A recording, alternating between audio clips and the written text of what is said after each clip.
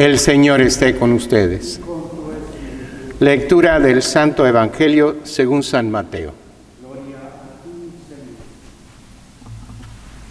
En aquel tiempo Jesús dijo a sus discípulos: si tu hermano comete un pecado, ve y amonéstalo a solas. Si te escucha, habrás salvado a tu hermano. Si no te hace caso, hazte acompañar de una o dos personas, para que todo lo que se diga conste por boca de 2 o 3 testigos. Pero si ni así te hace caso, díselo a la comunidad.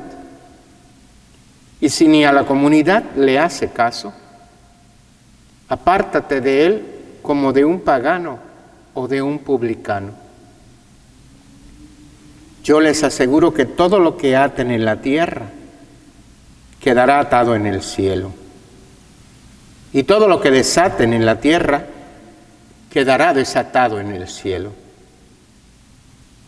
Yo les aseguro también que si 2 de ustedes se ponen de acuerdo para pedir algo, sea lo que fuere, mi Padre Celestial se lo concederá. Pues donde 2 o 3 se reúnen en mi nombre, ahí estoy yo en medio de ellos. Palabra del Señor.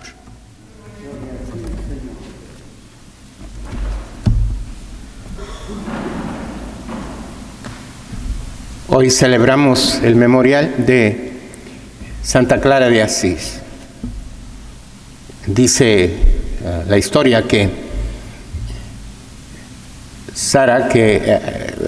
Clara, que era pues niña de familia rica, había perdido a su papá de niña, pero su mamá era realeza y ella vivía en un castillo con todos los lujos habidos y por haber en esa época de la humanidad, que para nosotros probablemente sería rústico, pero para ellos era lujos.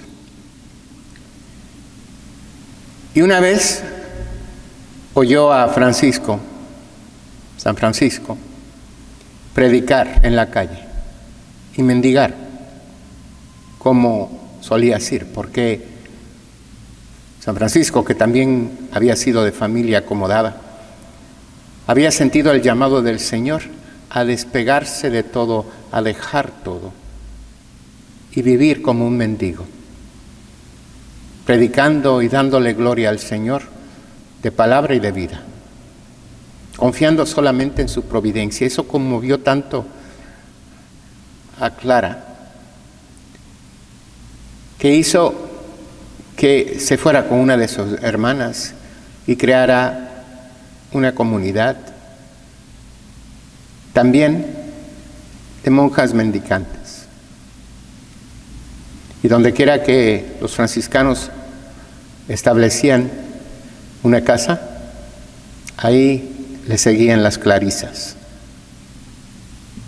dedicadas completamente a la oración, orando por todos, con grandes sacrificios personales, con gran despego de las cosas materiales y con gran devoción a la Eucaristía. A veces muestran a Santa Clara con una custodia en las manos, y la historia es que pues su convento estuvo bajo ataque por unos pues ladrones, rateros, y que pues obviamente querían asaltar, robar, violar.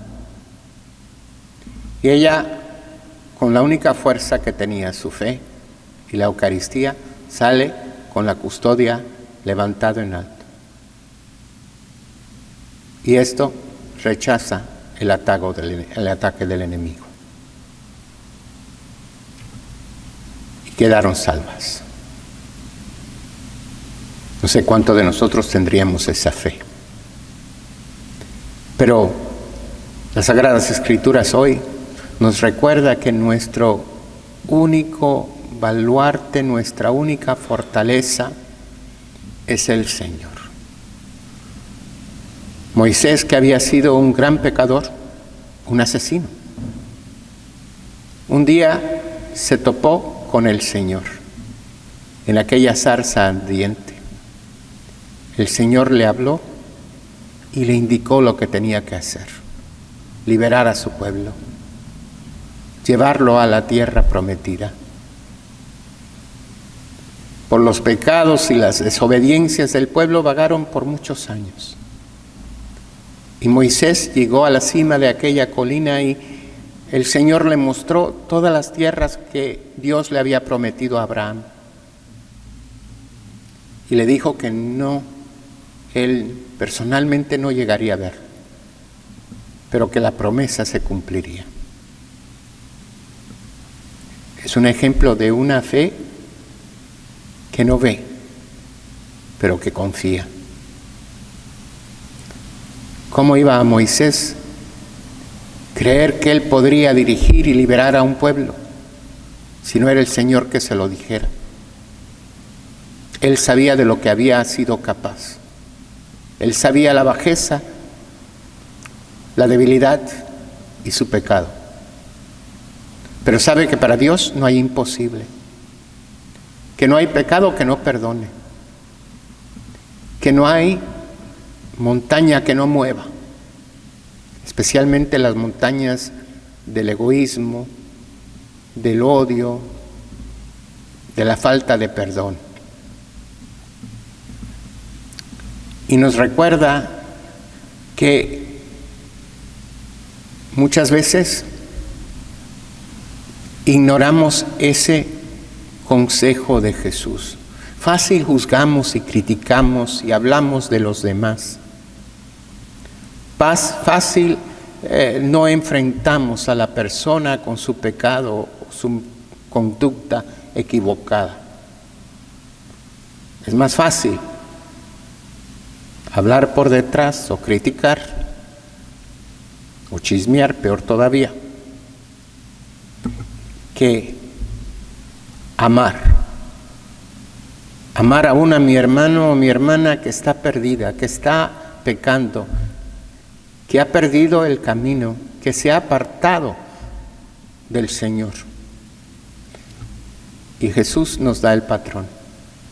Si amas de verdad, si amas como yo amo, en privado, ve y platica con tu hermano, con tu hermana. Hablando con la verdad, no a partir del coraje, del resentimiento, de sentimientos heridos, sino a partir de una auténtica y sincera preocupación por tu hermano, por tu hermana. Una preocupación que parte del mismo amor de esa persona. Aunque te haya lastimado, aunque te haya hecho daño. Y el propósito no es descartar, no es insultar, sino invitar y ofrecer una amistad incondicional. Si no te hace caso a ti sola, pues llévate otro par de amigos. Si no, llévalo a la comunidad. Y dice entonces que lo trates no con desprecio, sino que lo excluya, porque en realidad ha conscientemente rechazado al Señor, a su palabra y a sus mandamientos. No es nada diferente a un pagano, a un publicano. Y por lo tanto no se puede sentar a la mesa del Señor. Pero esto no es para castigarle, para excluirle.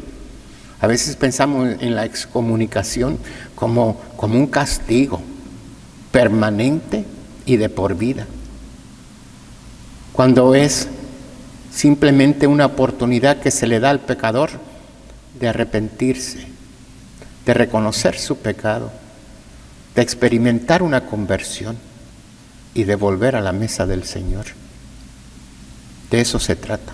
Cuando vamos a confesión, el cura no impone penitencia como castigo, lo impone como una oración que me ayude a reflexionar más profundamente en mi pecado y que me ayude con la gracia de Dios, la gracia concedida por el sacramento de la reconciliación y por la oración, a experimentar una verdadera conversión y sanación que me permite alejarme de aquello que es causa de pecado para mí. Ese poder de atar y de desatar le da a la Iglesia, no para atar por toda la eternidad, sino para poder desatar y liberar a la persona de su pecado. Y nos asegura que una oración en comunidad es poderosa. Sabemos que la oración aún en privado es poderosa y nos ayuda inmensamente. Es fuente de gracia. Pero nos asegura el Señor que no hay nada que 2 o 3 orando en su nombre le pidan al Señor sea inalcanzable. Ese es el poder que nos ha dado el Señor, de atar y desatar pecados a través de sus ministros, de llevar a los demás a una auténtica conversión por el testimonio de nuestra vida, de nuestras palabras y de nuestro amor.